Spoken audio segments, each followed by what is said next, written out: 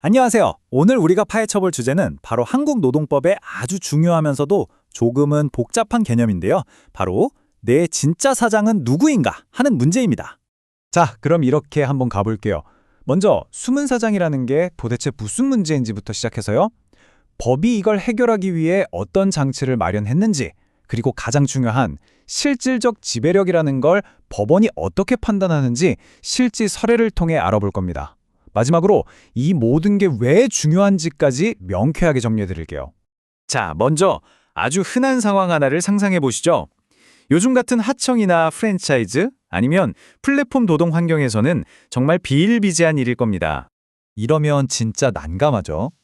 나는 분명 B 회사 소속인데 일은 전부 A 회사 지시를 받고 있어요. 그럼 내가 뭔가 요구하거나 협상을 해야 할 때 대체 누구한테 가야 할까요? B 회사? A 회사? 바로 이런 혼란스러운 상황이 생기는 겁니다. 그럼 법은 이렇게 계약서상의 사장과 실제 힘을 가진 사장이 다른 이 애매한 상황을 어떻게 보고 있을까요? 법에서는요, 이 문제를 해결하기 위해서 사용자, 즉 사장을 두 종류로 나눠서 봅니다. 자, 보시면 아주 명확하죠. 하나는 나와 직접 고용계약서에 도장을 찍은 계약상 사용자고요. 다른 하나는 계약서는 없지만 내 업무 환경이나 조건을 실질적으로 쥐락펴락하는 계약 외 사용자입니다. 그러니까 법은 서류 너머의 진짜 권력 관계를 보겠다는 거죠. 네, 여기서 제일 중요한 개념이 나옵니다. 바로 실질적 지배력인데요. 법원이 과연 뭘 보고 저 사람이 진짜 사장이구나 하고 판단하는 걸까요? 보세요, 이 한 문장. 이게 모든 것의 시작입니다. 실질적이고 구체적으로 지배 결정할 수 있는 지위. 말이 좀 어렵죠? 이걸 한번 쉽게 풀어보겠습니다. 법원은 딱 세 가지를 봅니다. 첫째, 그 지배력이 그냥 명목상이 아니라 실질적이고 구체적이어야 하고요. 둘째, 그냥 일을 시키는 수준을 넘어서 임금이나 근무 시간 같은 근본적인 조건을 지배하고 결정할 수 있어야 합니다. 마지막으로 그 힘이 어쩌다 한 번이 아니라 지속적인 지위에서 나와야 한다는 거죠. 이 세 가지가 충족되면 계약서가 없어도 진짜 사장으로 인정될 수 있는 겁니다.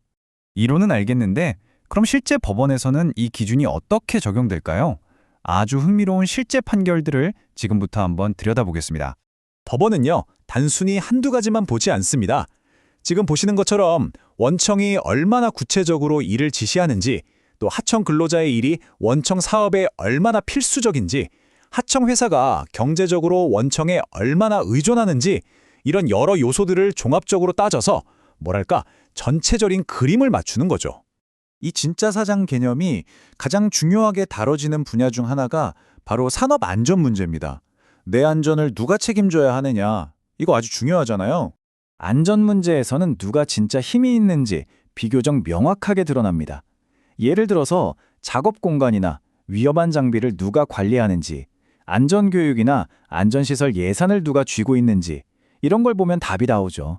실제로 사고 예방 조치를 지시할 수 있는 권한을 가진 주체를 찾는 겁니다. 바로 이 판례가 아주 대표적이에요.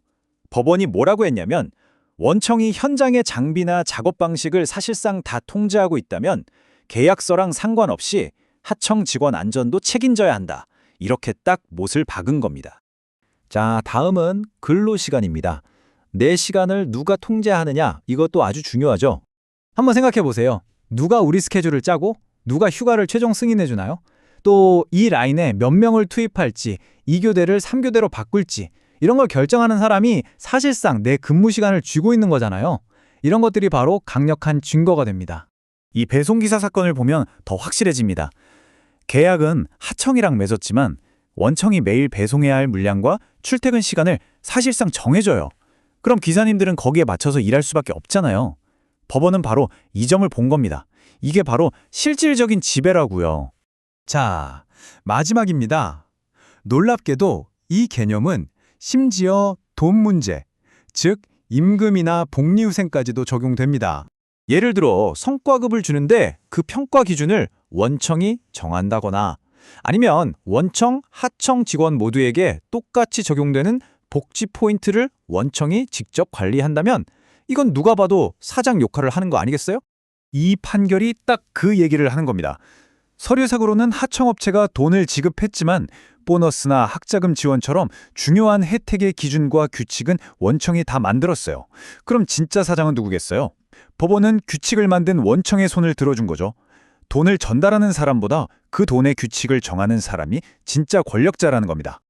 자, 그럼 지금까지 살펴본 이 복잡해 보이는 개념이 도대체 왜 이렇게 중요한 걸까요?